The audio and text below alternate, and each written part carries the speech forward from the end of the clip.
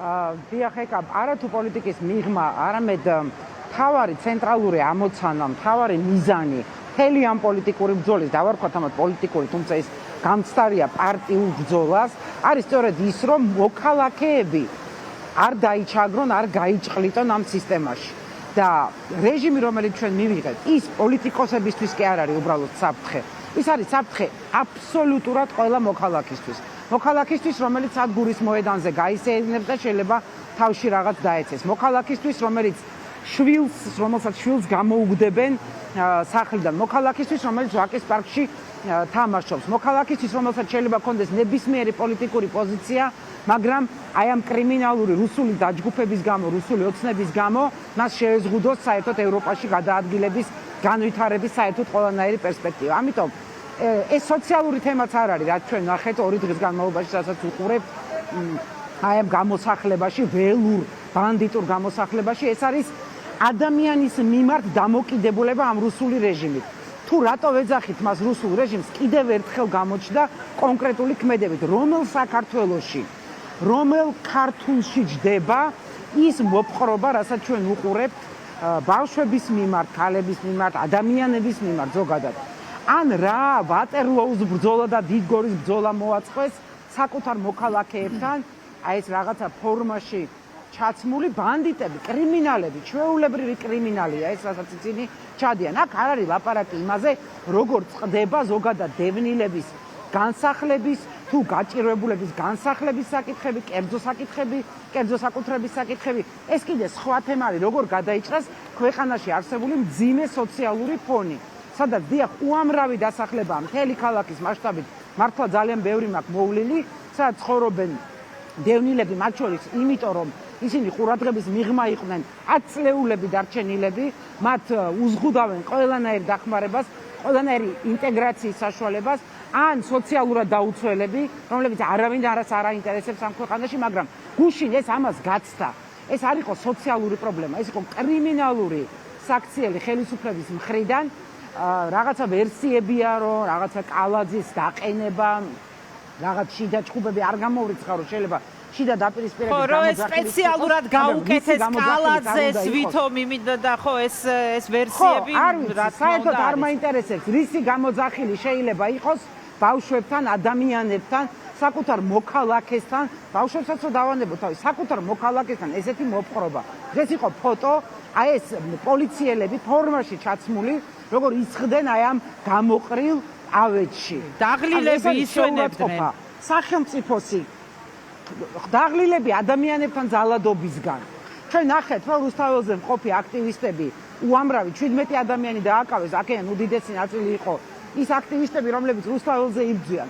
და ზოგჯერ მოქალაქეებს გონიათ, რომ ვინც რუსთაველზე იბრძვის, ეს არის რაღაც ცალკე იზოლირებული თემა, ან ვინც სასამართლოებში იბრძვის, ან გიორგი ახობაძე, ან ნებისმიერი პოლიტპატიმარი, სინდისის პატიმარი, რომელიც იცის გონიათ, რომ ეს არის რაღაც ცალკე პოლიტიკის თემა და ცალკე მიზის ცხოვრება და გუშინ ჩვენ ნახეთ, რომ ასეთი სახელმწიფოს წინაშე, რომელსაც არ აქვს არანაირი ადამიანური, ქართული, ოჯახის პატივისცემა, გაჭირვებულის გვერდში დგომა, სოლიდარულობა, არ ვიცი, ძალადობის მიმართ ასეთი მოძალადეებთან ყველა დაუცველი არის, ამიტომ მართლა ალბათ არავის არ წაიშლება ჩვენი ისტორიიდან, თუ სადამდე შეიძლება დაეცეს რაღაცა ერთი ჯგუფი, ეს მთავრობაც არ არის, საკუთარ მოქალაქეებთან და როგორ შეიძლება შეურაცხონ მუნდირი იმ ეგრეთ წოდებულმა პოლიციელებმა, რომლებიც აი ასე ძალადობენ ადამიანებზე და რასაც ჩვენ გუშინ ვუყურეთ. მე მართლა არ მესმის ეს ყველაფერი, ჩემთვის გაუგებარია სრულიად, ჩემთვის წარმოუდგენელია, როგორ შეიძლება მართლა ყველაფერს რო თავი დავანებოთ, იქ იყვნენ ბავშვები, რომელთა აცრემლებული სახეები, აი ეს ყურებში თითები, ზურგშექცევით, ეს პანიკაში ბავშვები, ეს არასოდეს არ დამავიწყდება და ეს არასდროს არ წაიშლება. თქვენ რას ეტყვით ამ ადამიანებს, პოლიტიკოსები და რა, არ ვიცი, თქვენი მიდგომა ამ ყველაფრის მიმართ რამდენად მნიშვნელოვანია, რომ მათთვის ცნობილი იყოს, ეს კიდე ცალკე საკითხია და თუ გაქვთ ეხა რამე სათქმელი მათთვის რა შეგიძლიათ მითხრათ, შემდეგ მინდა სხვა თემებზე დაგისვათ. პირველი რაც მათ უნდა უთხრათ, რა თქმა უნდა, ხო, მე არ ვაპირებ ახლა პოპულისტური რაღაცა პარტიული პოლიტიკისთვის ამ საგანგაშო მდგომარეობის გამოყენებას გულისხმობ იმას, რომ ახლა უთხრა, რომ ნახეთ რაც უძიმთავრობაა, ჩემ პარტიას მოусმინეთ, ზოგადად სოციალური პრობლემების, განსახლების პრობლემების, დევნილების პრობლემების საკითხის გადაჭრას ჭირდება სწორი მიდგომა, სწორი ეკონომიკური მიდგომა, სწორი ურბანული მიდგომა, სწორი სოციალური მიდგომა და ამითი განსხვავდება, აი მე მესმის თქვენ რა თქვით, რომ გაუგებარია ეს როგორ მოხდა, ან გაუგებარია იმ თვალსაზრისით, რომ წარმოუდგენელია, რომ ჩვენ ქვეყანაში ხდება, მაგრამ სინამდვილეში არის ძალიან ლოგიკური, იმიტომ რომ ეს არის რუსული დამოკიდებულება მოქალაქის მიმართ, როდესაც შენთვის ადამიანი არის ინსტრუმენტი და ბიძინა ივანიშვილი, ოლიგარქი, რუსი არის შენი ბატონი, რომელსაც ემონები აფსოდა. ეს დამონება შენ ხდით მონსტრად. სინამდვილეში აი ეს მოსამართლეები, ეს პოლიციელები მონსტრებად კი არ დაბადებულა, სისტემამ ისინი აი ამ არაადამიანობამდე მიიყვან. ამიტომ ყველა ამ სოციალური პრობლემას აქვს გადაჭრა. ეს გადაჭრა არის სწორედ იმ ეკონომიკურ პოლიტიკაში, რომელიც დაფუძნებულია თავისუფალ სასამართლოზე, რომელიც დაფუძნებულია ეკონომიკურ განვითარებაზე, ინვესტიციების მოზიდვაზე. ვინ რა ინვესტიცია უნდა ჩადოს სახელმწიფოში, სადაც არც ერთი ინსტიტუტი არ არსებობს. ეს არის გადაჭრა დგას იმ ევროპულ მოდელებზე, რომელიც არსებობს, რომელზეც შეიძლება იკამათო რომელი მოდელი უკეთესია, იმიტომ რომ პრაქტიკულად აი საცხოვრებლის პრობლემა, ხო, სხვადასხვა მიდგომები არის მსოფლიოში, როგორ უნდა გადაჭრა გაჭირვებული ადამიანის საცხოვრების პრობლემა, ასევე დევნილების მიმართ დამოკიდებულებაში ეს პლასტი ძალიან დიდია.